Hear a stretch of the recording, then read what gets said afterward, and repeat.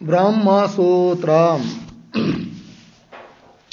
ब्रह्मसूत्र ग्रंथ में page number 876 और 876 पेज के ऊपर से 2 नंबर की पंक्ति है। प्रकृत एतावत्वाधिकरणम।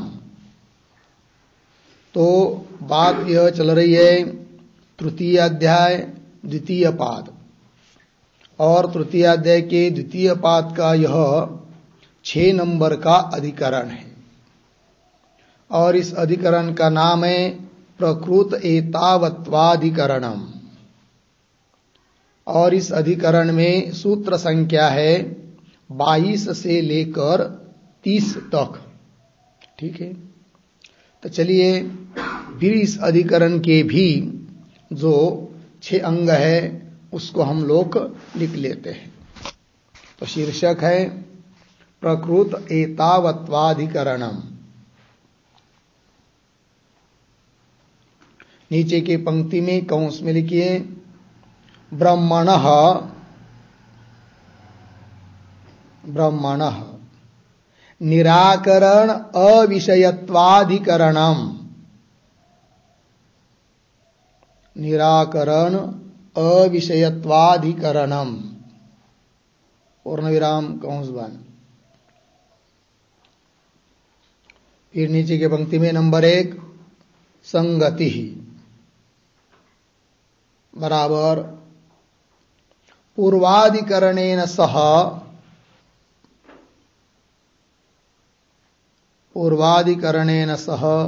अस्य अधिकरणस्य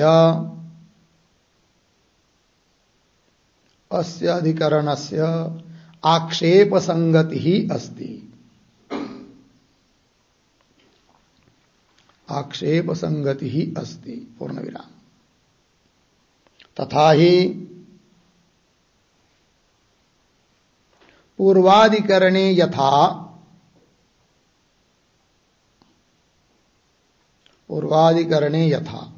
उद्धरण चिन्ह में अस्थूलम उद्धरण चिन्ह बंद इत्यादि निषेध श्रुति बलेन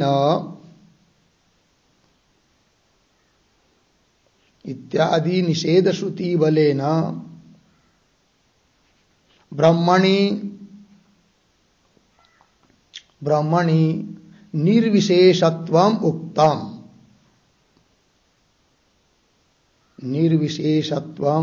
उक्तम पूर्ण विराम। आगे तथाविध श्रुति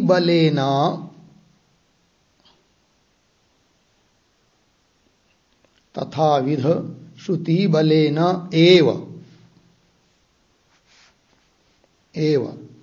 ब्रह्मणः अपि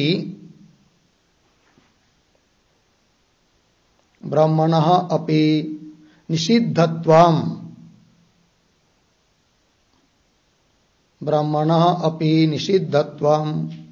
कथं न स्यात्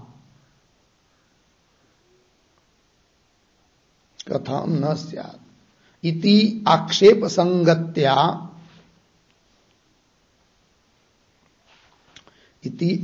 संगत्या इदम अधिकरणम आरभ्यते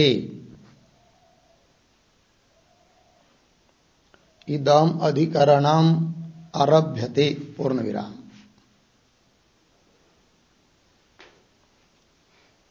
अर्थ देखिए भाई, तो प्रकृत एतावत्वाधिकरणम, तो क्या बताना है, क्या सिद्ध करना है इस अधिकरण में? तो एक छोटे से वाक्य में बता दिया कि ब्रह्मणः निराकरण अविषयत्वाधिकरणम। निराकरण का अर्थात निषेध का विषय ब्रह्म नहीं है। इस बात की सिद्धि करने के लिए इस अधिकरण की प्रवृत्ति है। तो निषेध का विषय ब्रह्म भिन्न यावत पदार्थ है, किंतु ब्रह्म का निषेध नहीं है, यह कहना है। तो चलिए फिर तो संगति बता रहे हैं पीछे के अधिकरण के साथ इस अधिकरण की आक्षेप संगति है। कैसे, उसको स्पष्ट कर रहे हैं तथा ही करके। तो पूर्वाधिकरणे विषय के अधिकरण में जिस प्रकार अस्थूलम, जो स्थूल नहीं है, तो स्थूलता का निषेध हुआ, तो इत्यादि निषेध श्रुति बलेन, निषेध श्रुति के आधार से ब्रह्म में निर्विशेषत्व बताया, ब्रह्म सभी विशेषता से रहित है, इस बात को कहा।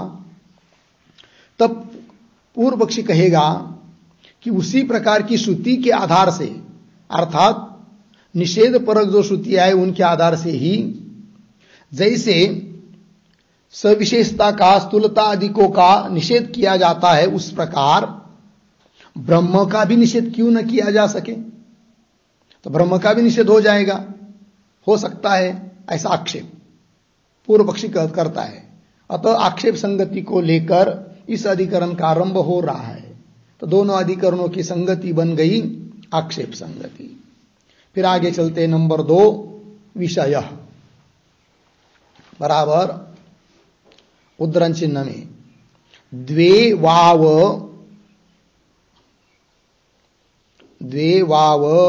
ब्रह्मणो रूपे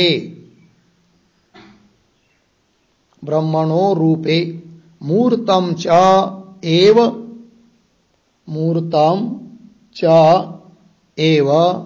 अमूर्तम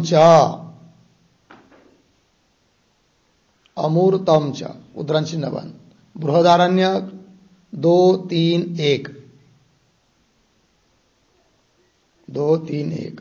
आगे इति उपक्रम्य,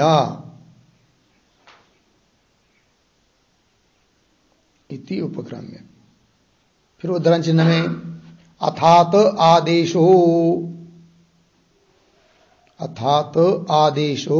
नेति उद्धरण चिन्ह बन। बृहदारण्यक 2-3-6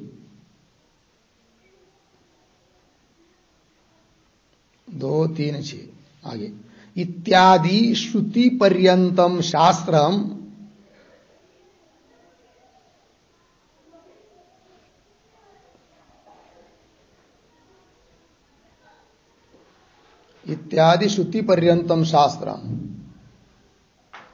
अस्य अधिकरणस्य विचार विषयः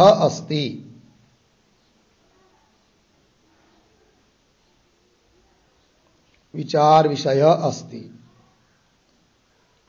अर्थात ब्रह्मणः अस्तित्वावधारणम्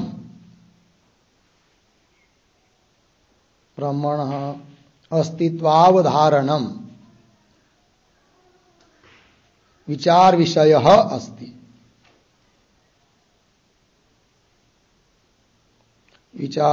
अस्ति। ठीक, देखो भाई अर्थ। तो इस अधिकरण का विचार विषय क्या है, तो बृहदारण्यक उपनिषद में 2-3-1 से लेकर 2-3-6 तक जितना श्रुति भाग है उसके संदर्भ में विचार करना है। तो कहां से कहां तक, द्वे वाव ब्रह्मणो रूपे मूर्तम च एव अमूर्तम च, ब्रह्म के 2 रूप है, मूर्त और अमूर्त। तो वो कौन है, क्या है, ये सब बताएंगे।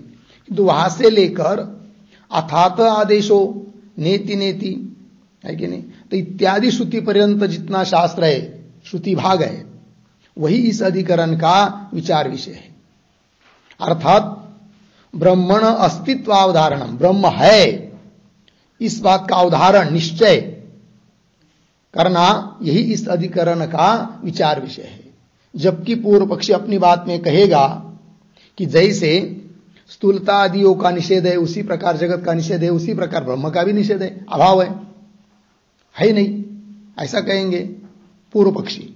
उसका खंडन करके सिद्ध करेंगे कि ब्रह्म भिन्न यावत पदार्थों का निषेध होने पर भी ब्रह्म का निषेध नहीं है, तो ब्रह्म है। तो इस बात की सिद्धि करनी है, तो यही इस अधिकरण का फिर विचार विषय बन जाता है। ठीक है, आगे चलते हैं नंबर 3 पर, संशय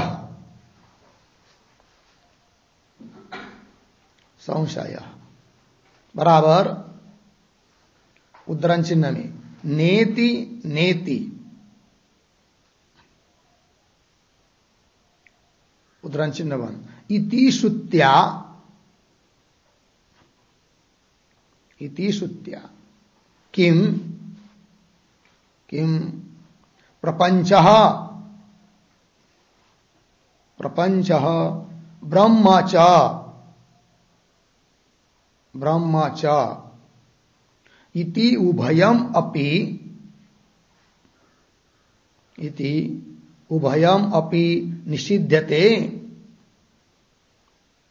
निषिध्यते उत एकम इति,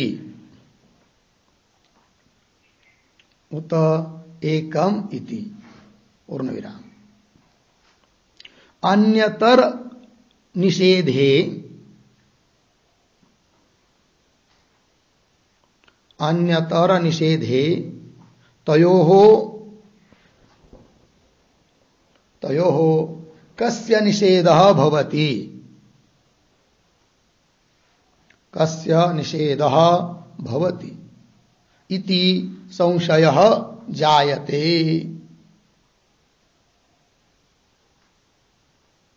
इति संशयः जायते। ठीक, देखो भाई अर्थ।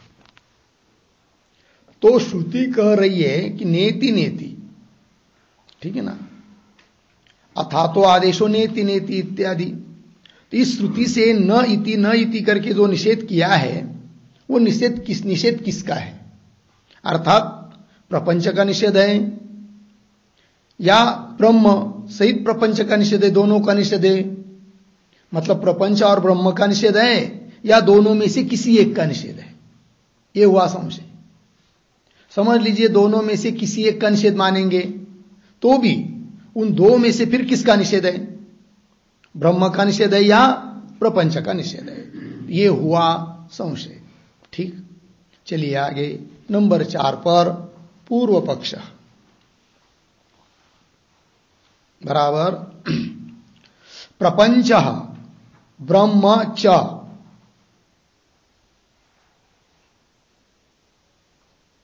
प्रपंच ब्रह्म च एतौ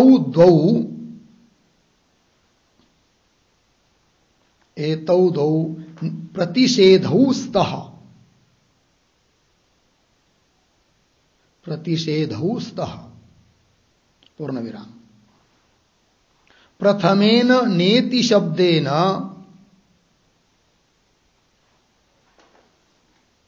प्रथमेन नेति शब्देन जगतः जगतः एकस्य एव निषेध्यत्वे, एकस्य एव निषेध्यत्वे द्वितीयः नेति शब्दः, द्वितीयः नेति शब्दः निरर्थकः स्यात्, निरर्थकः स्यात् पूर्ण विराम। अतः द्वितीयेन नेति शब्देन, नेति शब्देन ब्रह्म अपि निषिध्यते, ब्रह्म अपि निषिध्यते। ठीक, देखो भाई अर्थ। तो पूर्व पक्षी बोल रहा है कि प्रपंच ब्रह्म च ये तो दो निषेधों, दोनों का भी निषेध है। कैसे? वो कहता है समझ लीजिए दोनों का निषेध न मानकर किसी एक का ही निषेध मानेंगे तो ठीक नहीं बनेगी बात। क्यों? श्रुति में 2 बार नेति नेति शब्द आया है। तो प्रथम नेति शब्द से समझ लीजिए जगत का निषेध मानेंगे तो एक जगत का निषेध हुआ, फिर दूसरा नेति शब्द निरर्थक हो जाएगा। तो द्वितीय नेति शब्द निरर्थक न होवे, इसलिए द्वितीय नेति शब्द से ब्रह्म का भी निषेध मानना चाहिए। तो दोनों का निषेध हुआ, प्रपंच का भी अत्यंत अभाव बता रही श्रुति, ब्रह्म का भी तो कुछ नहीं है, ऐसा कहता है कौन? पूर्व पक्षी। तब उसको उत्तर देते सिद्धांती नंबर 5 पर सिद्धांत बराबर न तावत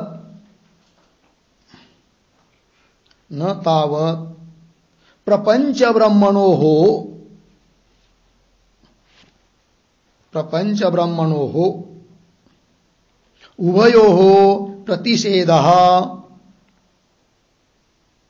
उभयो प्रतिषेधः वक्तुं शक्यते। प्रतिषेधः वक्तुं शक्यते। अर्धविराम। शून्यवाद प्रसंगात। शून्यवाद प्रसंगात पूर्ण विराम। रज्जु सर्पादीनां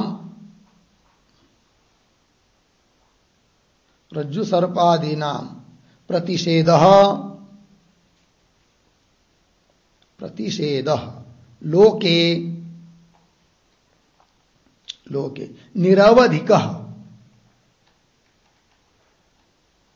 निरवधिकः कौंस में लिखिए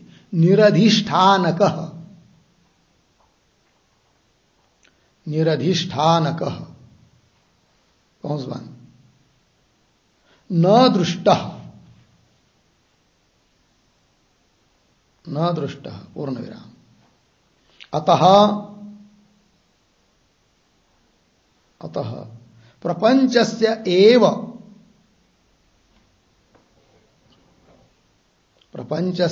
एव अयम निषेधः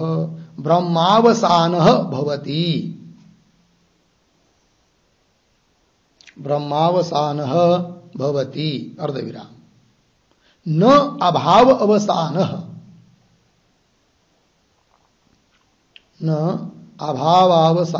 पूर्ण विराम।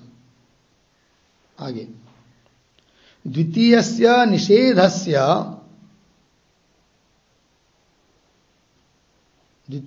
निषेधस्य कौंस में लिखिए द्वितीय नेति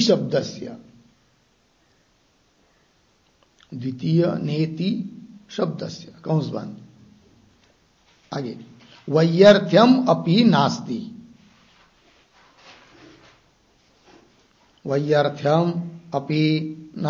अर्धविराम। तस्य वीप्सार्थत्वात्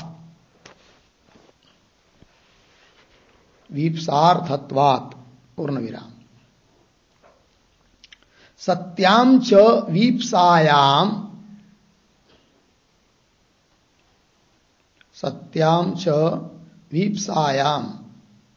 यद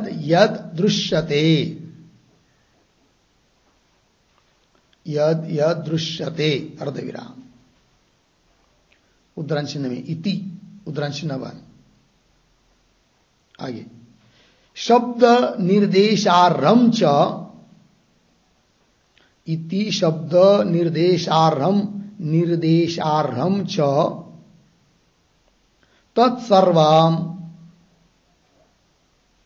तत्सर्वं ब्रह्म न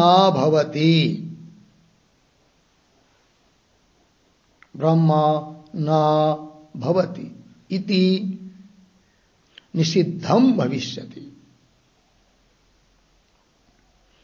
निषिद्धं भविष्यति पूर्ण विराम।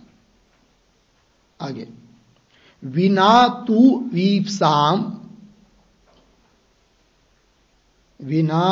वीप्साम एकेन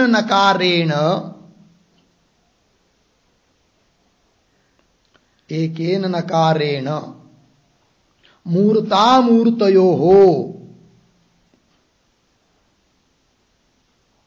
मूर्तामूर्तयोः कौंस में लिखिए पृथ्वी जल तेज मूर्त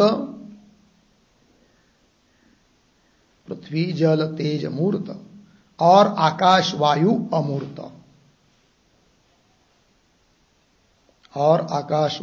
अमूर्त कौंस बन। आगे प्रकृतत्वेन प्रकृतत्वेन इति शब्द निर्देशारयोः इति शब्द निर्देशारयोः निषेधे सति मूर्तादि अभावस्य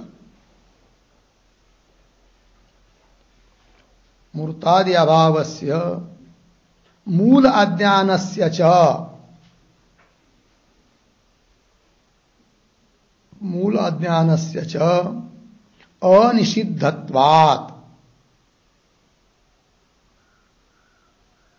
अनिषिद्धत्वात् तयोः ब्रह्मत्वं प्रसज्येत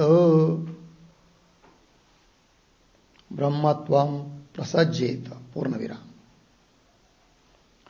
नीचे की पंक्ति में अवतरण छोड़कर, पैराग्राफ छोड़कर, ननु सत्याम अपि वीप्सायाम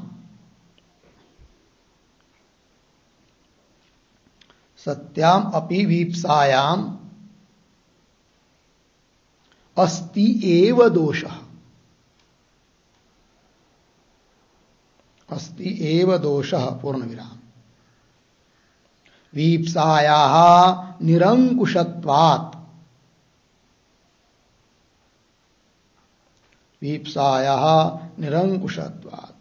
ब्रह्म अपि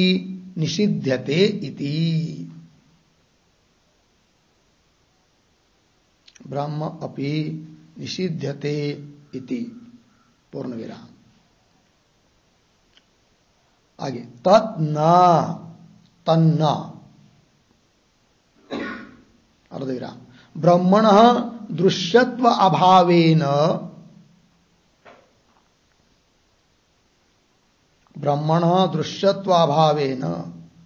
निषेध्य समर्पक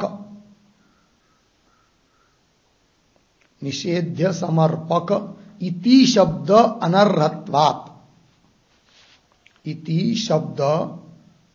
अनर्हत्वात् पूर्ण विराम। आगे किंच उद्धरण चिन्ह में अथात आदेश उद्धरण चिन्ह इति महता सरंभेन सवरानुसार सरंभेन कौंस में लिखिए समारोह से बराबर उत्साह से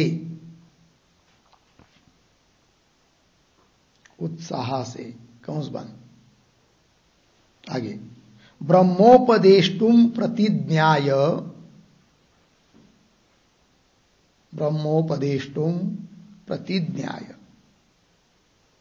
तदेव ब्रह्म निषेधन्ति अंतिम कई दीर्घ निषेधन्ति श्रुति कथम न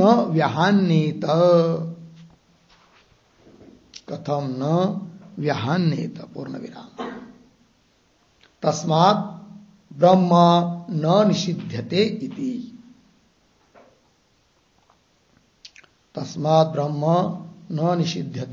इति। हो गया। अर्थ देखो भाई, तो पूर्व पक्षी ने तो अपनी बात कही थी कि प्रपंच और ब्रह्म दोनों का भी निषेध है। उसका खंडन करके सिद्धांती अपनी बात बोल रहे हैं। तो क्या कहते हैं सिद्धांती? न तावत प्रपंच ब्रह्मणो उभयोः प्रतिषेध वक्तुम शक्यते। प्रपंच और ब्रह्म इन दोनों का प्रतिषेध अर्थात निषेध है ऐसा नहीं कह सकते। क्यों? यदि कहेंगे तो प्रपंच का भी निषेध है और ब्रह्म का भी निषेध मानेंगे तो बचेगा क्या? कुछ नहीं, तो शून्यवाद प्रसंग आएगा। जैसे रज्जु के ऊपर प्रतीत होता है सर्प, तो सर्प का तो निषेध है ये कह सकते हैं हम लोग, नायम सर्प, सर्प नहीं है। किंतु रज्जु का तो निषेध नहीं कर सकते ना, तो रज्जु तो है वहां पर, और रज्जु का भी निषेध करेंगे फिर सर्प रज्जु दोनों का निषेध हुआ तो बचेगा क्या? शून्य, शून्यवाद प्रसंग आएगा। उसी प्रकार जैसे रज्जु के ऊपर सर्पाध्यस्त है, उसमें अध्यस्त सर्प वस्तुता है नहीं, इसलिए उसका निषेध किया जाता है, किंतु अधिष्ठान रज्जु का निषेध नहीं होता है। उस प्रकार समस्त जगत ब्रह्म के ऊपर अध्यस्त है, तो अधिष्ठान ब्रह्म है, और अध्यस्त जगत प्रपंच वस्तुता है नहीं है, अतः प्रपंच का निषेध तो है, किंतु प्रपंच का निषेध के साथ साथ यदि प्रपंच का अधिष्ठान ब्रह्म का भी निषेध करेंगे तो क्या होगा? शून्यवाद प्राप्त होगा। किंतु ये तो ठीक नहीं है। वही कह रहे, एक बात को दे रहे हैं, न तावत प्रपंच ब्रह्मणो उभयो हो प्रतिषेध वक्तुम शक्यते। क्यों? शून्यवाद प्रसंग। अच्छा, आगे रज्जु सर्पादि नाम प्रतिषेध, प्रतिषेध निषेध। तो रज्जु सर्पादि का मतलब रज्जु के ऊपर प्रति सर्प रजत इत्यादि पदार्थों का, ऐसा अर्थ। तो रज्जु सर्पादि नाम प्रतिषेध लोके निरवधिक न दृष्ट। निरवधिक शब्द का अर्थ है निरधिष्ठानक, अर्थात सर्प का जो निषेध होता है वह अधिष्ठान रहित ऐसा निषेध है, अधिष्ठान के बिना ही केवल निषेध है ऐसा नहीं होता है। जब भी सर्प या रजत का निषेध करेंगे तो जरूर उसका कोई न कोई अधिष्ठान शेष रहता ही है। वही कह रहे, तो लोके निरवधिक निरधिष्ठानक न दृष्ट, अतः प्रपंचस्य एव अयम निषेधः ब्रह्मावसान भवति। इसलिए प्रपंच का ही केवल निषेध है। और अवधि कौन है? बचता कौन है? बचता कौन है? अधिष्ठान कौन है? वह है ब्रह्म। तो ब्रह्म अवसान भवति, न अभाव अवसान, अभाव बचता है अंतिम में, अतः ब्रह्म का भी निषेध ऐसा कह नहीं सकते हैं, न अभाव अवसान। अच्छा, और पूर्व पक्षी बोला था कि श्रुति में 2 बार नेति शब्द आया है। पहले नेति शब्द से यदि जगत का निषेध करेंगे तो दूसरा नेति शब्द निरर्थक हो जाएगा, अतः दूसरे नेति शब्द से ब्रह्म का भी निषेध मान लो, ऐसा बोला था। कौन? पूर्व पक्षी। तो उसको उत्तर दे रहे, द्वितीयस्य निषेधस्य वैयर्थ्यम अपि नास्ति। पहले नीति शब्द से प्रपंच का निषेध मानेंगे, फिर दूसरा नीति शब्द व्यर्थ जाएगा, निरर्थक होगा, ये नहीं कह सकते। बोलेंगे क्यों? तो कह रहे तस्य वीप्सार्थत्वात्। दूसरा जो नीति शब्द है वह वीप्सा अर्थ में आया है। वीप्सा का मतलब होता है द्विरुक्ति, 2 बार उच्चारण, नेति नेति, ठीक है, यह अर्थ है। और वीप्सा करना वहां आवश्यक है। तो विप्सा करने से क्या लाभ होता है वो भी बता रहे हैं, और विप्सा नहीं करेंगे तो क्या हानि होगी वो भी बता रहे हैं। अतः विप्सार्थ में दूसरा नेति शब्द है वह निरर्थक नहीं है। विप्सार्थ में, व्यापक अर्थ में, यत्र यत्र धूमः तत्र तत्र वह्नि की तरह विप्सार्थत्वात्। आगे सत्याम च विप्सायाम, विप्सा यह है तो विप्सा रहने पर यद यद दृश्यते, जो जो दिखाई दे रहा है कि नहीं, और इति शब्द निर्देशारम्भ, और इति शब्द से जिसका जिसका निर्देश किया जा सकता है उन सबका तत्सर्वम ब्रह्म न भवति, ब्रह्म नहीं है, ऐसा अर्थ हो जाता है विप्सा होने से। तत्सर्वम ब्रह्म न भवति इति निषिद्धम भविष्यति। अतः ब्रह्म भिन्न यावत पदार्थों का निषेध हो सकता है, ठीक, विप्सा रहने पर। और यदि विप्सा नहीं है तो तब दे रहे विना तो विप्सा, विप्सा यदि नहीं करेंगे, केवल एक ही बार नीति शब्द रहता, विप्सा नहीं होती तो क्या दिक्कत आती, वो कर रहे हैं। विना तो विप्सा एकेन नकारेन, तो नेति एक ही नकार है, फिर एकेन नकारेन क्या हो जाता, मूर्त अमूर्तयो प्रकृतत्वेन, जो प्रकृत है वहां पर बृहदारण्यकोपनिषद में वहां पर प्रकृत कौन है, मूर्त और अमूर्त। मूर्त कौन है, पृथ्वी जल तेज 5 महाभूतों में से 3 मूर्त है, और आकाश और वायु को अमूर्त कहा गया है, वो प्रकृत है। उन प्रकृत का निषेध हो जाएगा एक नकार से, है कि नहीं। फिर बचेगा कौन, तब कह रहे विना तु विप्साम एकेन नकारेण मूर्तामूर्तयो प्रकृतत्वेन जो मूर्तामूर्त प्रकृत है उसका, जो कि इति शब्द से कहने के लिए योग्य है, इति शब्द निर्देशार्य हो निषेधे सत्य, तो उनका तो निषेध हो जाएगा मूर्तामूर्तों का। फिर बचेगा क्या? तो मूर्तादि अभावस्य मूलाज्ञानस्य च अनिषिद्धत्वात्, तो मूर्तादिकों का जो अभाव उसका निषेध करने के लिए कोई नहीं। मूर्त का और मूर्तामूर्त का तो निषेध कर दिया एक न शब्द से, नेति शब्द से, किंतु मूर्त अमूर्त का निषेध होने पर बच गया मूर्त का अभाव और मूल अज्ञान, उसका तो निषेध करने के लिए कोई है ही नहीं। तो जिसका निषेध नहीं हो रहा है फिर वही ब्रह्म है, अर्थात मूर्तादि का अभाव और अज्ञान, मूल अज्ञान वही ब्रह्म है, उसमें ही ब्रह्मत्व की प्राप्ति होगी। ये दिक्कत आएगी, इसलिए विप्सा करना आवश्यक है। तो विप्सा करने से फिर पहले नेति शब्द से मूर्त अमूर्त का निषेध, दूसरे नेति शब्द से मूर्त का अभाव और मूल अज्ञान वगैरह उनका भी निषेध, फिर बच गया ब्रह्म, यह अर्थ निकल आता है। तो वही कह रहे निषेधे सति मूर्तादि अभावस्य मूलाज्ञानस्य च अनिषिद्धत्वात्, निषेध न होने से तयोः ब्रह्मत्वं प्रसज्जेत, तो मूर्तादि अभाव में और मूल अज्ञान में ही ब्रह्मत्व की प्राप्ति होगी, वही ब्रह्म ऐसा कहना पड़ेगा, है कि नहीं? ये दिक्कत आएगी, इसलिए विप्सा जरूरत है। और विप्सा होने से दूसरा नीति शब्द निरर्थक नहीं है, ठीक है। अतः ब्रह्म का निषेध दूसरे शब्द से मानना चाहिए, यह पूर्व पक्षी का कहना ठीक नहीं। अच्छा, आगे अब पुनः पूर्व पक्षी शंका कर रहा है ननु से, ननु सत्याम अपि विप्सायाम अस्ति एव दोष। पूर्व पक्षी बोलता है ठीक है विप्सा है मान लो, किंतु विप्सा रहने पर भी दोष आएगा। वो कैसे? स्वयं बता रहा है, विप्साया निरंकुशत्वात्। विप्सा कैसी होती है? निरंकुश, उसके लिए कोई अंकुश नहीं होता है। जैसे कह दिया ना यत्र यत्र धूम, यत्र यत्र मतलब 2 जगह का 4 जगह का थोड़ी है, यत्र यत्र मतलब यावत जगह का, जहां जहां भी धूम रहेगा वहां वहां क्या होता है? तो विप्सा कैसी होती है? निरंकुश। तो नेति नेति, तो ये भी विप्सा है, और विप्सा निरंकुश होती है। तो निरंकुश है, उसके लिए अंकुश नहीं कर सकते कि इतने का निषेध इतने का नहीं, ऐसा नहीं कर सकते ना। यत्र यत्र नेति नेति, जो भी है, तो जो भी के अंतर्गत ब्रह्म भी आ जाएगा, तो ब्रह्म का भी तो निषेध हो जाएगा फिर विप्सा मानने पर भी। ये बोल रहा है कौन? पूर्व पक्षी। विप्साया निरंकुशत्वात् ब्रह्म अपि निषिध्यते, ब्रह्म का भी निषेध हो जाएगा फिर। शंका हुई पूर्व पक्षी की, उत्तर दे रहे तद न तन्न, वो पूर्व पक्षी का कहना ठीक नहीं है। क्यों?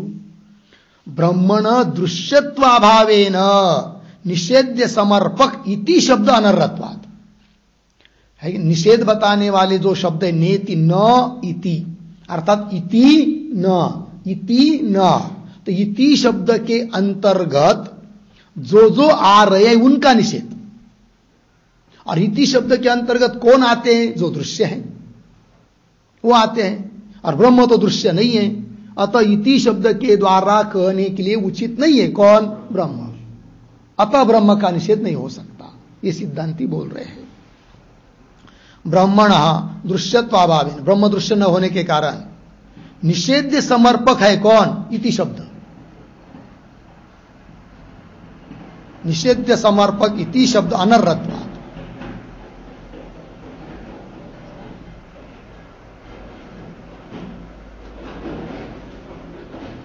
लग गया ना?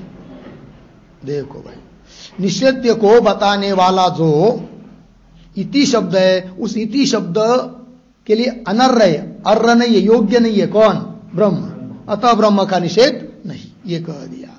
अच्छा, और समझ लीजिए इतने के बावजूद भी पूर्व पक्षी के कहने के अनुसार जबरदस्ती मानेंगे क्या ब्रह्म का निषेध है, तो भी नहीं कह सकते। क्यों? श्रुति के साथ विरोध। कैसे? तब दे रहे किंच, तो ब्रह्म का उपदेश करने के लिए श्रुति अत्यंत उत्साह से प्रवृत्त हुई है। कौन श्रुति? अथात आदेशो नेति नेति इति इत्यादि श्रुति। अथात आदेश इति महता सरंभेन, बहुत महान प्रयत्न से उत्साह से आरंभ किया है ब्रह्म का उपदेश करने के लिए श्रुति ने। तो ब्रह्मोपदेष्टुम प्रतिज्ञाय, ब्रह्म का उपदेश के लिए प्रतिज्ञा करके फिर तदेव ब्रह्म, जिस ब्रह्म का उपदेश करना है उसी ब्रह्म का यदि श्रुति क्या करेगी? निषेध करेगी, तो श्रुति कैसी होगी फिर? व्याघात दोष से युक्त होगी कि ब्रह्म का उपदेश करने के लिए प्रतिज्ञा की और उस ब्रह्म का निषेध कर रहे, ऐसा बात।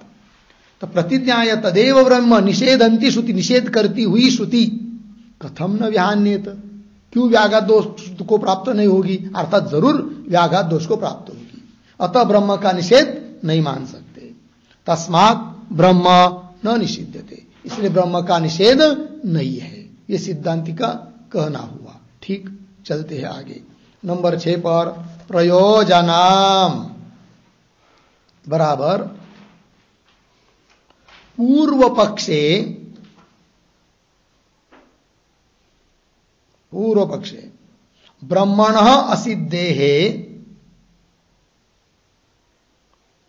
ब्रह्मणः असिद्धेः वाक्यार्थ अभेद असिद्धि प्रयोजनम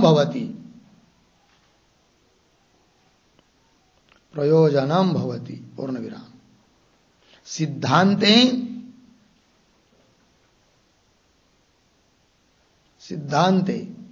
ब्रह्म सिद्धि ही अस्ति, अतः वाक्यार्थ अभेद सिद्धि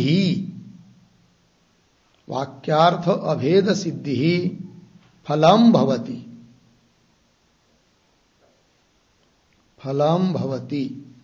पूर्ण विराम। एवं उभयोः फलभेदः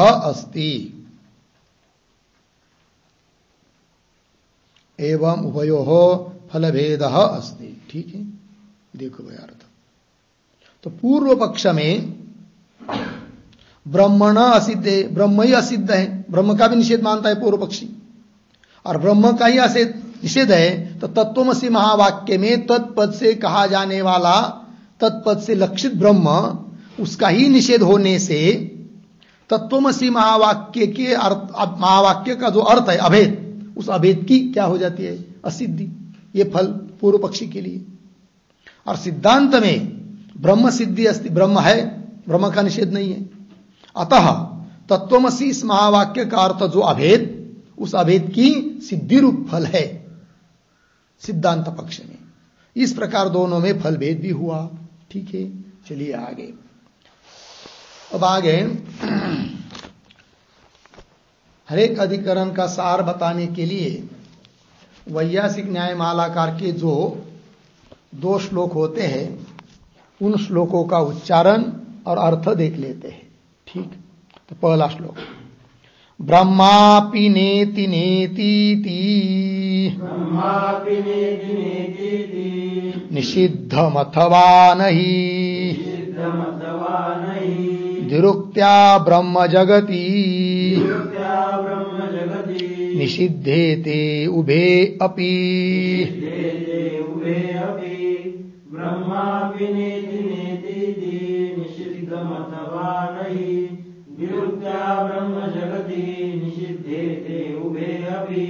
ठीक, देखो भाई, ब्रह्मा अपि न इति निषिद्धम अथवा नहीं, द्विरुक्त्या ब्रह्म जगति निषिद्धेते उभे अपि। अन्वय,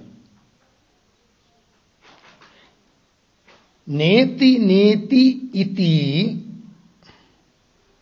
पीछे, ब्रह्म अपि,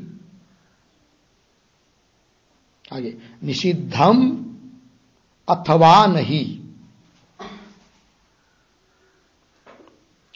द्विरुक्त्या ब्रह्म जगति,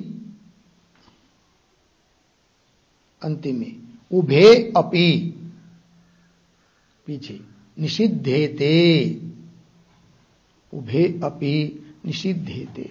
ठीक है, देखो भाई अर्थ, नेति नेति इति श्रुति में आया है ना, तो ब्रह्म अपि, नेति नेति इन शब्दों से ब्रह्म का भी निषेध है अथवा नहीं, विकल्प हुआ। निषिद्धम ब्रह्मापि निषिद्धम अथवा नहीं, ब्रह्म का निषेध है या नहीं। तब पूर्व पक्षी बोल रहा है द्विरुक्त्या ब्रह्म जगति उभे अपि निषिद्धते। द्विरुक्ति हुई है, नेति नेति दो बार आया है श्रुति में। इससे हम कहते हैं कि ब्रह्म का भी निषेध है और जगत का भी निषेध है, उभे अपि निषिद्धते। ठीक है, ये पूर्व पक्ष ने कह दिया। इस श्लोक में नेति नेति ऐसा पद आया है, उसके ऊपर एक छोटी टिप्पणी लिखी है उद्धरण चिन्ह में, अथात आदेशो नेति नेति, अथात आदेशो नेति नेति, उद्धरण चिन्ह बंद। बृहदारण्यक 2:3-6 इत्यत्र इत्यत्र नेति शब्देन इत्यर्थः, इत्यत्र नेति शब्देन इत्यर्थ हो गया। अथात आदेशो नेति नेति, यहां पर नेति नेति ऐसा जो दो बार नेति शब्द है उससे ब्रह्म भी निषिद्ध है या नहीं ये संशय हुआ। फिर पूर्व पक्ष ने अपनी बात बता दी पहले श्लोक के उत्तरार्ध में। आगे चलते हैं, अब दूसरा श्लोक जो कि सिद्धांतियों का है। उच्चारण वीप्सेयमिति शब्दोक्ता सर्वदृश्य निषिद्धये अनिदं सत्य सत्यं च ब्रह्मैकं शिष्यते वधि।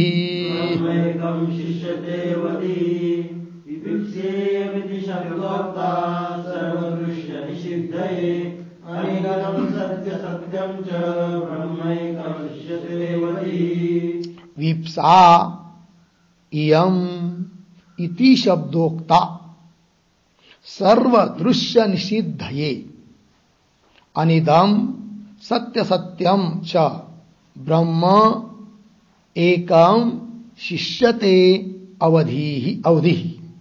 ठीक है, अन्वय एक शब्द छोड़कर इयम इति शब्दोक्ता पीछे वीप्सा, वीप्सा आगे सर्वदृश्य निषिद्धये, आगे अनिदम सत्य सत्यम च, एक शब्द छोड़कर आगे एकम पीछे ब्रह्म, अंतिम में अवधि ही पीछे शिष्यते, एकम ब्रह्म अवधि ही शिष्यते। अर्थ देखिए भाई, तो सिद्धांती कह रहे नेति नेति यहां पर यम, यह इति शब्दोक्ता विप्सा है कि नहीं। इति शब्द से कही गई ये क्या है, विप्सा है, द्विरुक्ति है। ठीक है, व्यापक अर्थ में। तो क्या फिर अर्थ निकलेगा, तो सर्व दृश्य निषिद्ध है। जितने भी दृश्य पदार्थ हैं, पृथ्वी जल तेज वायु आदि आदि करके घट पट आदि शरीर आदि, उन सभी का निषेध कर रही है श्रुति। अर्थात ये ब्रह्म नहीं है, पृथ्वी ब्रह्म नहीं है, जल ब्रह्म नहीं है, शरीर ब्रह्म नहीं, घट ब्रह्म नहीं, ऐसा। तो सर्व दृश्य निषिद्ध है। फिर बोलेंगे ब्रह्म का भी निषेध होगा क्या, तो नहीं होगा, क्योंकि ब्रह्म अनिदम, इदम शब्द से कहा जाने वाला नहीं है, अनिदम। और वो कैसा है फिर ब्रह्म, सत्य सत्यम च, सत्य का भी सत्य है। व्यवहार में लोग में जिसको सत्य कहते हैं उसका भी वो सत्य है। ठीक है, वो कहेंगे सत्य सत्य क्या चीज है करके, अभी सब भाष्य में आने वाला है। तो अनिदम सत्य सत्यम च एकम ब्रह्म, सत्य का सत्य वही एकमात्र कौन है, ब्रह्म। वही अवधि शिष्यते, वही अंतिम में अवशिष्ट रहता है, बचता है, उसका निषेध नहीं कर सकते हैं। ब्रह्म भिन्न यावत पदार्थ का निषेध श्रुति ने किया है, और सबका निषेध करके ब्रह्म का बोध करा दिया है। ब्रह्म का बोध कराने के लिए ही सभी का क्या किया है, निषेध किया है, बाकी सभी पदार्थों का। यह उसका मतलब हुआ। ठीक है, चलिए आगे अब चलते हैं भाष्य में।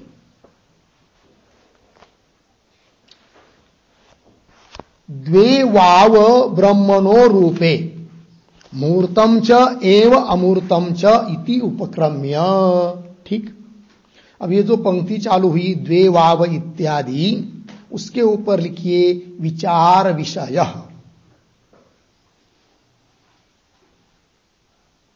विचार विषय। और द्वे इत्यादि पंक्ति के पूर्व में एक वाक्य भी लिखते छोटा सा अवतरण के रूप में। अधिकरणस्य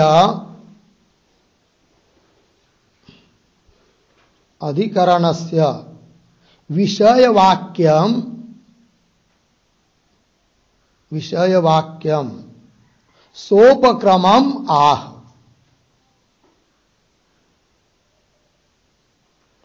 सोपक्रमम आह द्वे इति पूर्ण विराम। आगे लिखिए वाव शब्द अवधारणे। वाव शब्द अवधारणे हो गया। ठीक, अर्थ देखिए अधिकरण का विषय वाक्य क्या है वो बताना है, किंतु सीधा विषय वाक्य नहीं बता रहे, सोपक्रम वहां का प्रसंग उपक्रम बताते हुए इस अधिकरण का विषय वाक्य क्या है उसको बताने जा रहे देवाव इत्यादि पंक्ति से। तो वाव ये जो आया है वो अवधारण के लिए निश्चयवाचक अव्यय है। तो दो ही ब्रह्म के रूप है, एक मूर्त है और एक अमूर्त है, ऐसा उपक्रम किया है।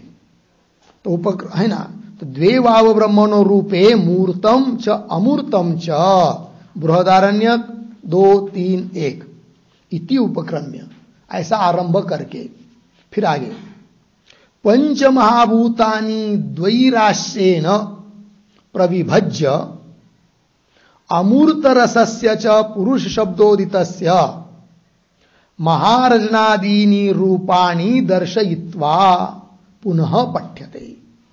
ठीक है, अथात आदेशो नेति नेति न ही ये तस्मादिति न इति नेति अन्यत परमस्ति इति। ठीक है, देखो एक एक बात को। तो द्वे वाव ब्रह्मणो रूपे मूर्तम च मूर्तम च इति उपक्रम, ऐसा उपक्रम करके फिर आगे शब्द आया है, वाक्य आया है पंच महाभूतानि। तो ये पंच महाभूतानि है ना, उसके पूर्व में एक वाक्य लिखिए अवतरण। किम तत्मूर्तम, किम तत्मूर्तम, किम च तद अमूर्तम, किम च तद अमूर्तम इति आकांक्षायाम, इति आकांक्षायाम उक्तम, उक्तम पंच महाभूतानि इति, पंच महाभूतानि इति पूर्ण विराम। आगे पृथ्वी अप तेजो रूपम भूतत्रयम, पृथ्वी अप तेजो रूपम भूतत्रयम मूर्त रूपम, मूर्त रूपम अर्धविराम। वायवाकाशम च, वायवाकाशम च अमूर्त रूपम, अमूर्त रूपम इति, इति द्विराशित्वेन, द्विराशित्वेन पंचभूतानि, पंचभूतानि विभागेन उक्तानि इत्यर्थः, विभागेन उक्तानि इत्यर्थः। ठीक है, देखो भाई अर्थ। तो अभी अभी भाष्य के पीछे के वाक्य में कहा था कि ब्रह्म के दो रूप है, मूर्त और अमूर्त, ऐसा उपक्रम किया है। किंतु भाई वो कौन है मूर्त रूप और अमूर्त रूप, तो उसी बात को बताने के लिए आरंभ हो रहा है पंचमहाभूतानि इत्यादि पंक्ति से। वही किम तन्मूर्तम किम च तदमूर्तम इति आकांक्षायाम उक्तम पंचमहाभूतानि इति। और स्पष्ट कर रहे लिख के दिया आपको कि पृथ्वी आप तेज, 5 महाभूतों में से पहले तीन मतलब 5 में से 3 कौन कौन? पृथ्वी, आप मतलब जल और ये तेज, ये 3 भूत मूर्त है, और वायु और आकाश। तो क्रमशः चलेंगे तो आकाश वायु अमूर्त, फिर आगे के 3 मूर्त, तेज जल पृथ्वी। तो वायु आकाशम च अमूर्त रूपम इति द्विराशित्वेन, 2 राशि के रूप में, 2 वर्ग के रूप में पंचभूतानि विभागेन उक्तानि, है कि नहीं? पंचमहाभूत विभाग करके कहे हुए हैं। ठीक है, तो देखिए भाष्य में पंचमहाभूतानि द्वैराश्येन प्रविभज्य, द्वैराशि 2 राशि के रूप में। तो द्वैराश्येन इसका अर्थ लिखिए वर्ग द्वयेन, 2 वर्ग के रूप में, 2 समूह के रूप में, वर्ग द्वयेन। ठीक है ना, मिल गया ना? प्रविभज्य विभाग करके। फिर आगे क्या बताया गया है? तो प्रविभज्य, आगे देखिए, अमूर्त रसस्य च पुरुष शब्दोदितस्य। तो कैसा पढ़ेंगे? प्रविभज्य के बाद पुरुष शब्दोदितस्य अमूर्त रसस्य,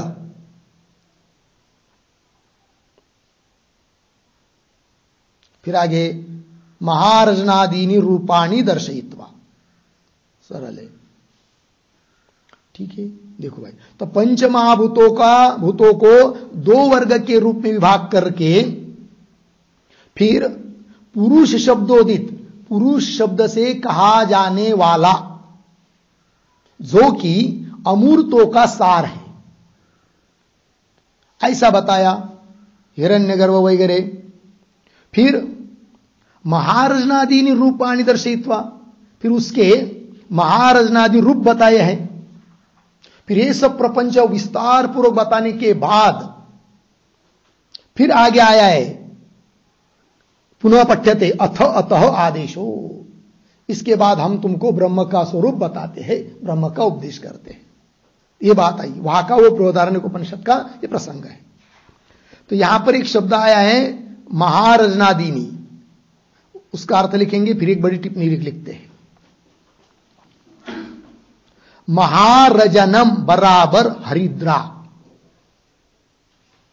महारजनम बराबर हरिद्रा, अर्धविराम, तया लिप्तम वस्त्रम, तया लिप्तम वस्त्रम महारजनम इति, महारजनम इति।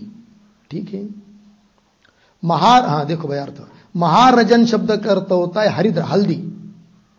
हम लोग भोजन में खाते हैं ना हल्दी। तया, उस हल्दी से, लिप्त जो वस्त्र, उसको कहते महारजन। ये सब बताया है। तो वहां का वो सब प्रसंग बात क्या है कि जिसके बाद अथ अत आदेशो इत्यादि रूप से, इत्यादि श्रुति वाक्य से ब्रह्म का उपदेश किया जा रहा है। तो उन सब बात को समझने के लिए थोड़ा सा लिखते हम लोग, फिर वो प्रसंग समझ में आएगा। लिखेंगे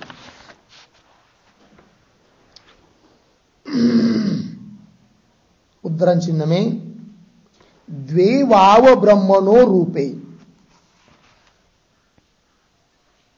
द्वे वाव ब्रह्मणो रूपे, उद्धरण चिन्ह बंद, बृहदारण्यक 2-3-1, 2-3-1। आगे इत्यादि में कहा है कि, इत्यादि में कहा है कि पृथ्वी जल और तेज, पृथ्वी जल और तेज, ये 3 भूत, ये 3 भूत ब्रह्म के मूर्त रूप है, ब्रह्म के मूर्त रूप है। और उन मूर्त रूपों का उन मूर्त रूपों का जो रस,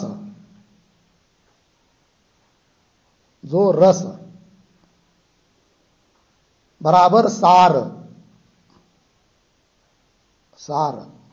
अर्थात मुख्य भाग है,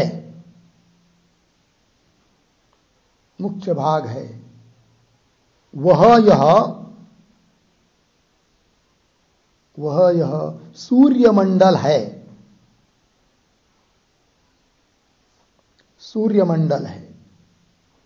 पूर्ण विराम। सूर्यमंडल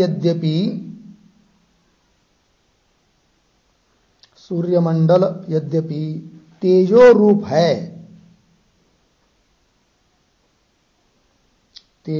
है, तथापि उसमें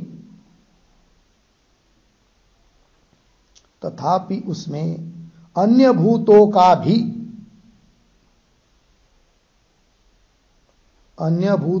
भी संबंध होने से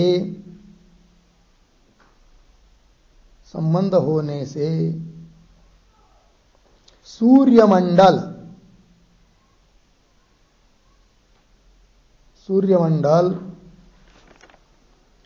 यह मूर्त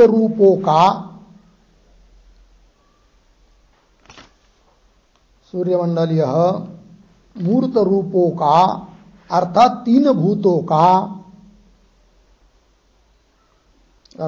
भूतों का सार है।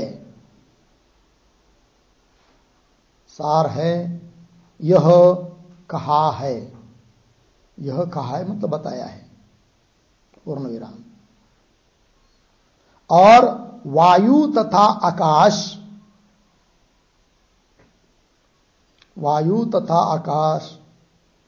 ये दो भूत ब्रह्म के अमूर्त रूप है।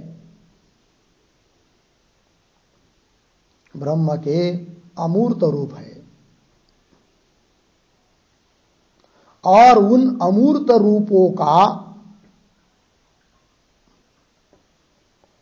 उन अमूर्त रूपों का जो सार अर्थात मुख्य भाग है,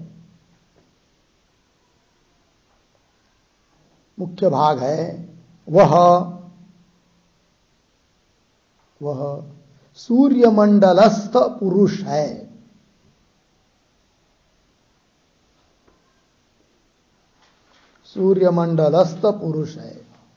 पूर्ण विराम। इसी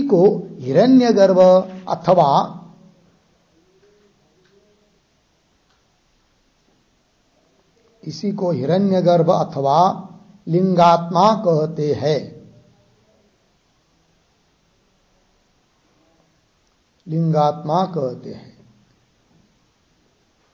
पूर्ण विराम। नीचे की पंक्ति में पैराग्राफ छोड़कर अमूर्त रूप कौंस में लिखिए आकाश वायु कौंस बंद।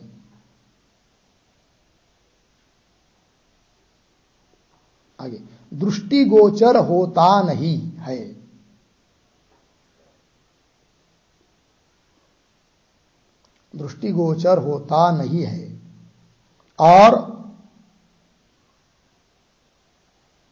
और सूर्यमंडल में स्थित पुरुष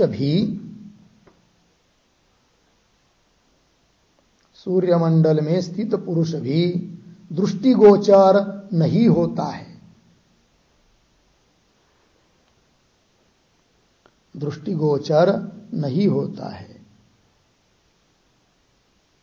इस प्रकार अमूर्त रूप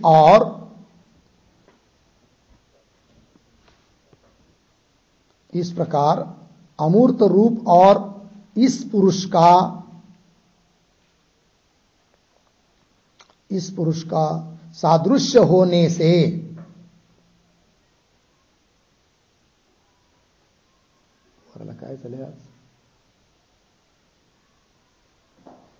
पुरुष का सादृश्य होने से इस पुरुष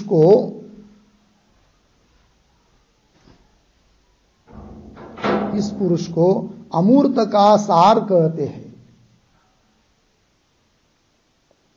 अमूर्त का सार कहते हैं। पूर्ण विराम।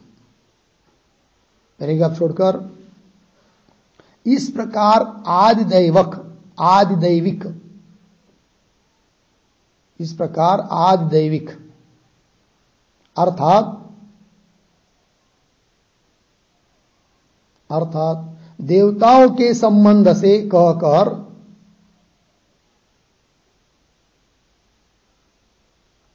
देवताओं के संबंध से कहकर आगे आगे आध्यात्मिक आध्यात्मिक अर्थात शरीर के संबंध से, शरीर के संबंध से कहा है, कहा है। पूर्ण विराम। शरीर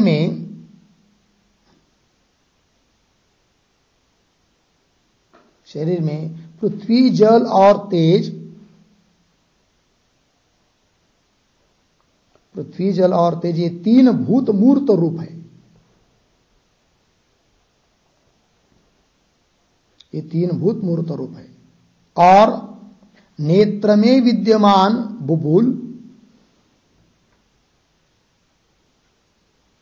नेत्र में विद्यमान बुबुल उन मूर्त रूपों का सार है। उन मूर्त रूपों का सार है। पूर्ण विराम। उसी प्रकार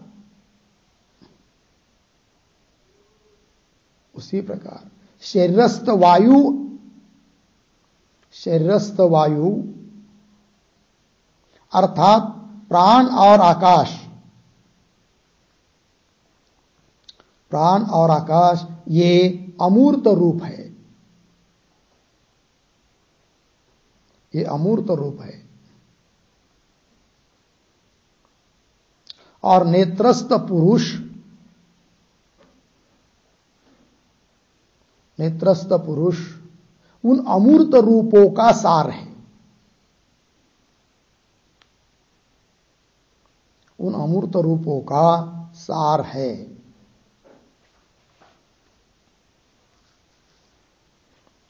कौंस में लिखेंगे, उद्धरण चिन्ह में भी कौंस में, करणात्मा हिरण्यगर्भो, करणात्मा हिरण्यगर्भो य एष एतस्मिन्, य एष एतस्मिन् सूर्यमंडले, सूर्यमंडले पुरुषः यश्च अयम्, यश्च अयम् दक्षिणे अक्षिणी पुरुषः,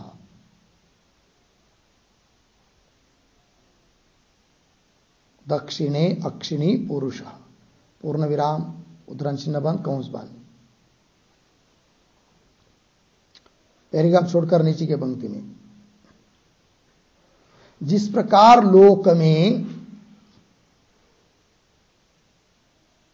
जिस प्रकार लोक में हल्दी से रंगा हुआ वस्त्र,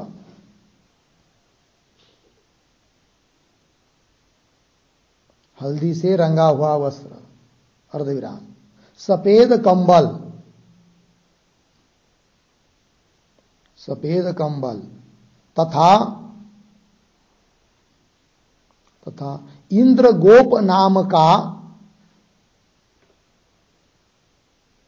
इंद्रगोप नाम का बारिश में उत्पन्न होने वाला,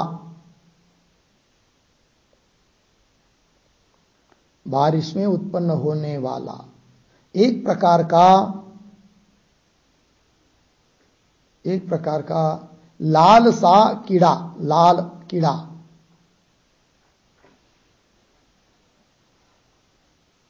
और बिजली आदि को के, बिजली आदि को के अनेक प्रकार के रंग होते हैं। अनेक प्रकार के रंग होते हैं, पूर्ण विराम। उस प्रकार इस पुरुष को स्त्री पुत्र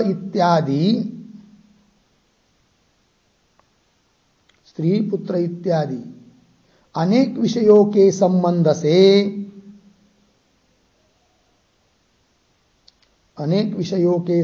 से अनेक प्रकार की वासनाएं होती है। अनेक प्रकार की वासनाएं होती है। कौंस में लिखिए उद्धरण चिन्ह में, तद्यथा महारजनम वासो यथा पांडवादिकम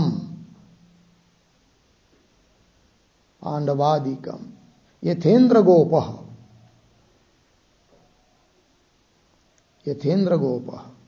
उद्धरण चिन्ह बंद, बृहदारण्यक 2-3-6 कौंस बंद। आगे, यह पुरुष सत्य है, यह पुरुष सत्य है।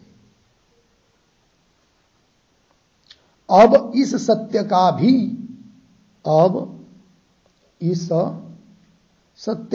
जो सत्य है वह ब्रह्म है,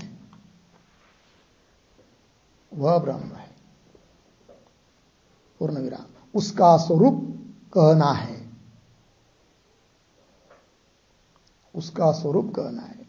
परंतु वह निर्गुण होने के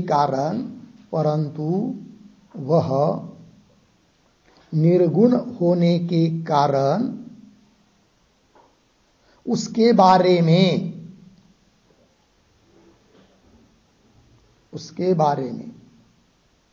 ब्रह्म अमुक प्रकार का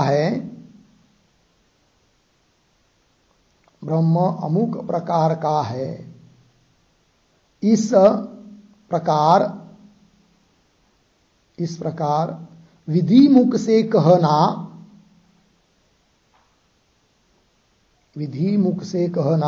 संभव नहीं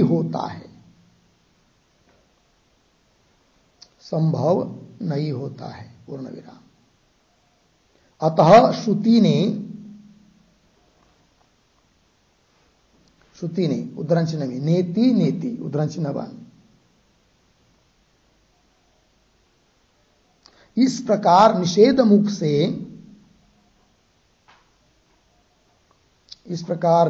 से ब्रह्म का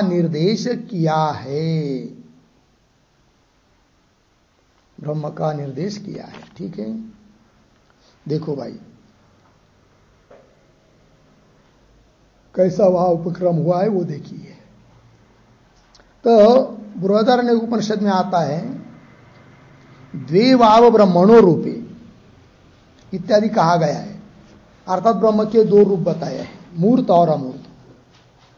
उनमें पृथ्वी, जल और तेज, ये तीन भूत ब्रह्म के मूर्त रूप कहे गए हैं।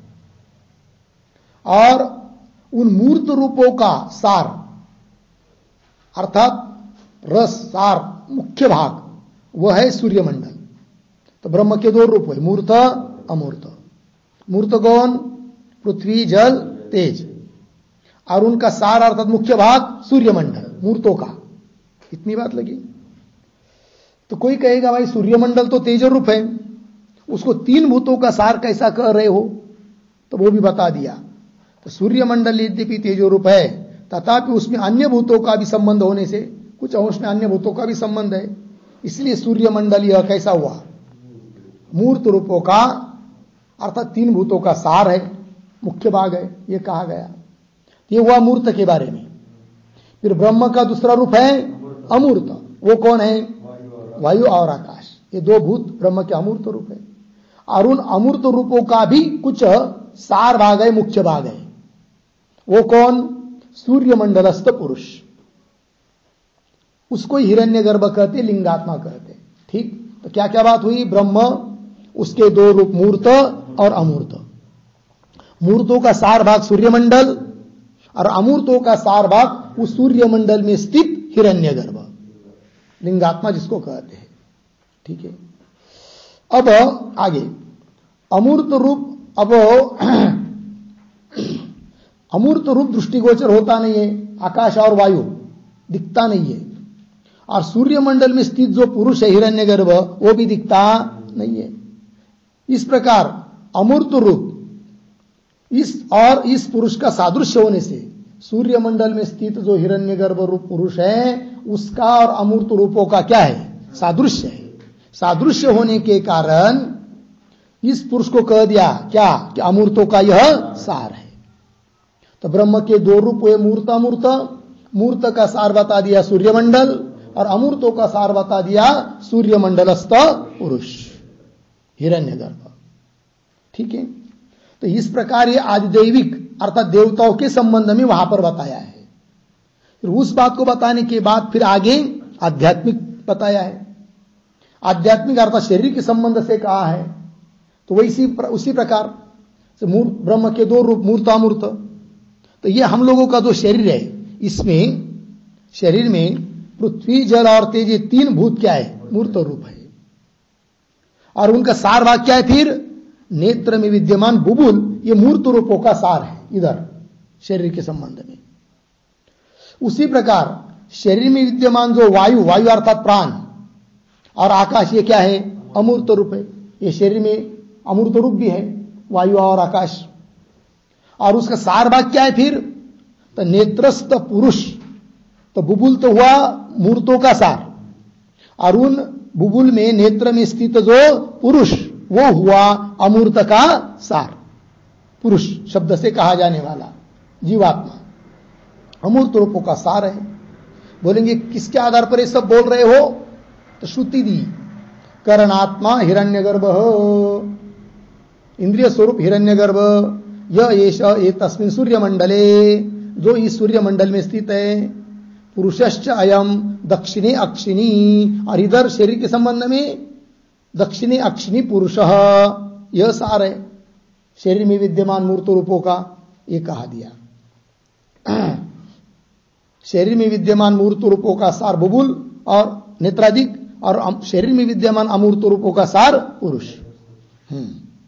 आगे जिस प्रकार लोक में, फिर आगे बता रहे और है कि नहीं उस पुरुष के बारे में, वो पुरुष कैसा।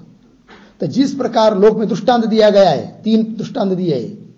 तो जिस प्रकार लोक में हल्दी से रंगा हुआ वस्त्र एक दृष्टांत हुआ, सफेद कंबल दूसरा दृष्टांत हुआ, और इंद्रगोप, तो इंद्रगोप का मतलब होता है बारिश में उत्पन्न होने वाला एक लाल रंग का कीड़ा, क्यों? बारिश में होने वाली बिजली इत्यादिकों के अनेक प्रकार के रंग होते हैं। तीनों उदाहरण में बता दिया अनेक प्रकार के रंग वाले होते हैं। उस प्रकार इस पुरुष को जो शरीर में नेत्रादियों में विद्यमान अमूर्त रूपों का सार, ऐसा जो पुरुष शब्द से कहा जाने वाला, और उधर हिरण्यगर्भ है कि नहीं, तो इधर ये पुरुष जीवात्मा, तो यह जो पुरुष है वो कैसा है भाई? तो इस पुरुष को स्त्री पुत्र इत्यादि अनेक विषयों के संबंध से अनेक प्रकार की क्या होती है? वासना। जैसे अनेक रंग से रंगा हुआ, हल्दी से रंगा हुआ वस्त्र और सफेद कंबल, या कोई आकाश में विद्यमान बारिश के दिन में बिजली, या तो कीड़ा अनेक रंग वाला होता है। उस प्रकार यह शरीर में विद्यमान पुरुष भी अनेक वासनाओं से क्या होता है? युक्त होता है। अनेक प्रकार की वासनाएं होती है।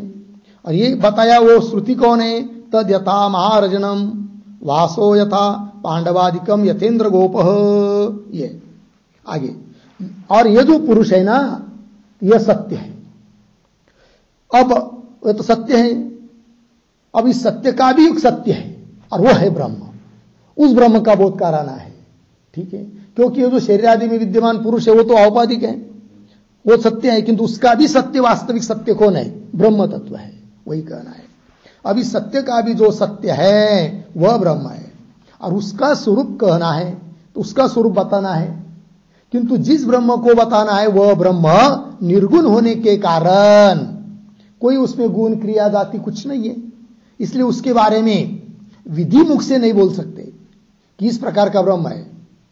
जैसे घट को कह सकते लाल घट है, पीला घट है, उस प्रकार ब्रह्म को नहीं कह सकते। तो ब्रह्म अमुक प्रकार का है, इस प्रकार विधि मुख से कहना संभव नहीं है। ब्रह्म का विधि मुख से उपदेश कर नहीं सकते, और उपदेश तो करना है, क्योंकि वो सत्य का सत्य वही वास्तविक सत्य है, ब्रह्म तत्व।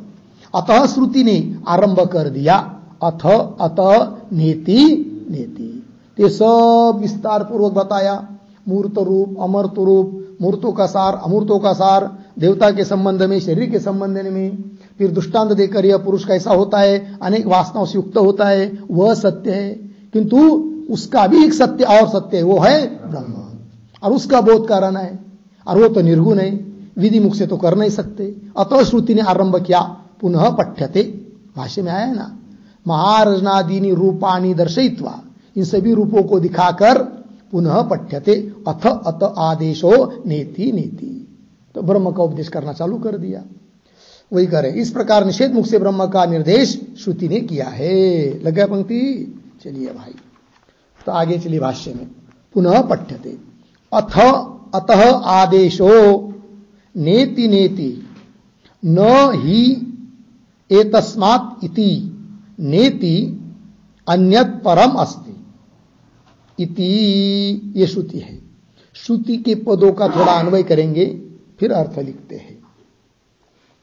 अथ अतः,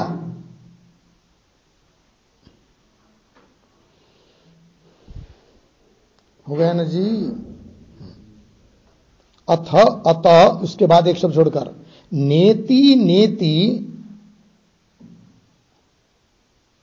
पीछे आदेशः,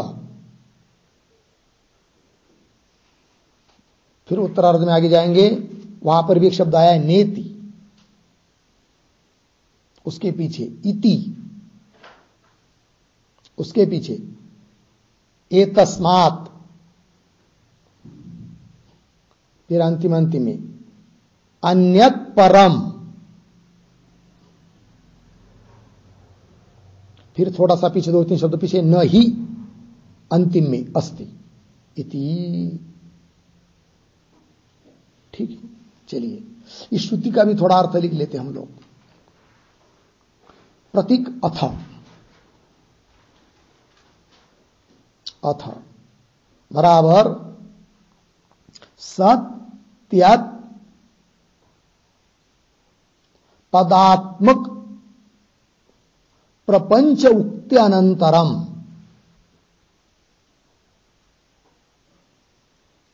सत्यत पदात्मक प्रपंच उक्त्यनंतरम, कौंस में लिखिए रूपद्वय कथनानंतरम, रूपद्वय कथनानंतरम, पूर्ण विराम। आगे प्रतीक अतः,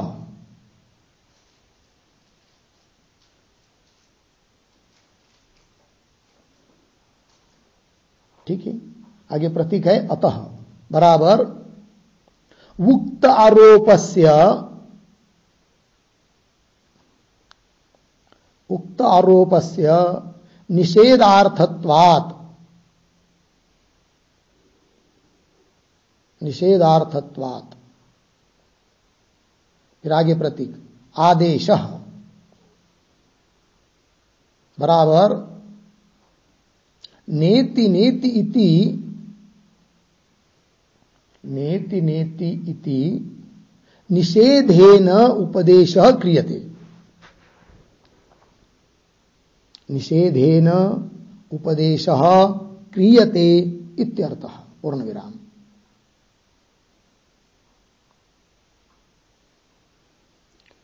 कौंस में लिखिए नेति शब्दार्थम आह,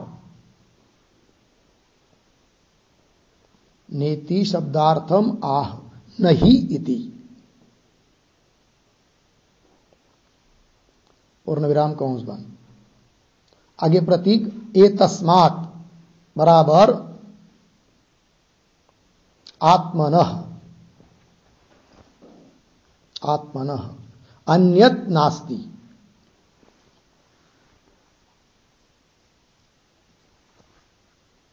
अन्यत् नास्ति अर्धविराम, इति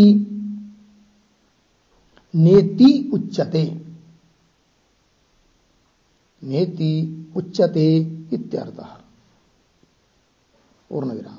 आगे शून्यता निरासार्थम, शून्यता निरासार्थम परम ब्रह्म अस्ति, परम ब्रह्म अस्ति इति उक्तम, इति उक्तम अर्धविराम। इति सिद्धांत रीत्या श्रुत्यर्थः, इति सिद्धांत रीत्या श्रुत्यर्थः। ठीक, देखो भाई अर्थ। तो भाष्य में जो श्रुति वाक्य है उसको देखते हुए अथ, अथ का अर्थ कर दिया सत्यत पदात्मक प्रपंच उक्त्यानंतरम, सत्यत पद से कहा जाने वाला जो प्रपंच उसका कथन के बाद, तात्पर्य रूप द्वय का मूर्त अमूर्त का कथन करने के बाद, अतः, अतः का अर्थ जो आरोप किया, जो बताया सब दिखाई देने वाला प्रपंच, उस आरोप का, आरोपस्य निषेधार्थत्वात्, वो निषेध करना है उसका, इसलिए नेति नेति आदेशो, आदेश शब्द का अर्थ कर रहे, नेति नेति इति निषेधेन उपदेश, आदेश मतलब उपदेश, नेति नीति शब्दों से, निषेध से उपदेश क्रियते। ठीक, तो वही कहा नेति नेति आदेश, तो श्रुति के पूर्वार्ध का विवेचन हुआ। तो श्रुति में ही बीच में आगे आया है नहीं ये तस्मात्, तो नहीं ये तस्मात् इत्यादि पदों से श्रुति कौन बात बताई रही है, बता रही है, तब कह दिया नेति शब्द का अर्थ ही बता रही है, क्योंकि पूर्वार्ध में नेति शब्द आया है। नेति शब्द मतलब क्या, तो उसका ही अर्थ कर रहे, तो प्रतीक एतस्मात्, एतस्मात् अर्थात आत्मनः, अन्वय के अनुसार फिर अन्यत न, नहीं, आत्मा से अन्य और कुछ नहीं है।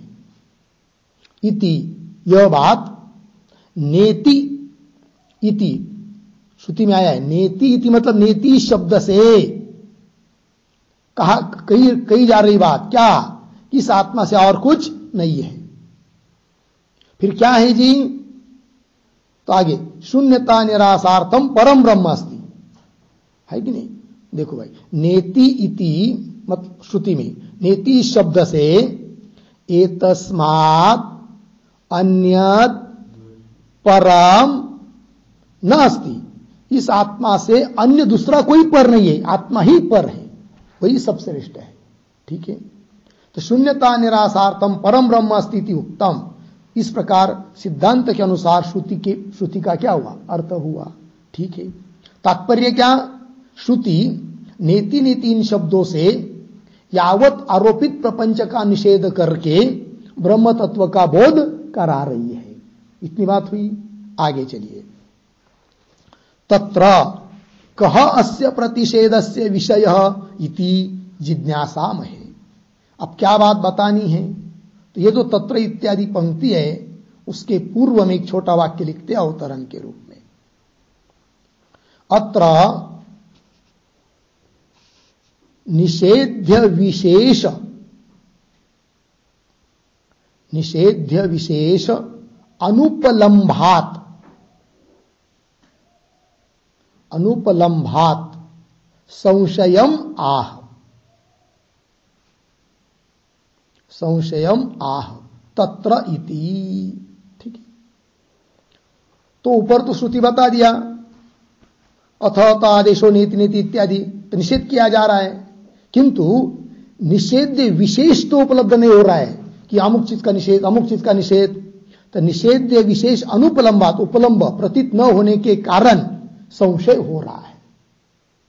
तो नेति नेति श्रुति में निषेध किसका किया है, इसके बारे में क्या उत्पन्न हो रहा है, संशय।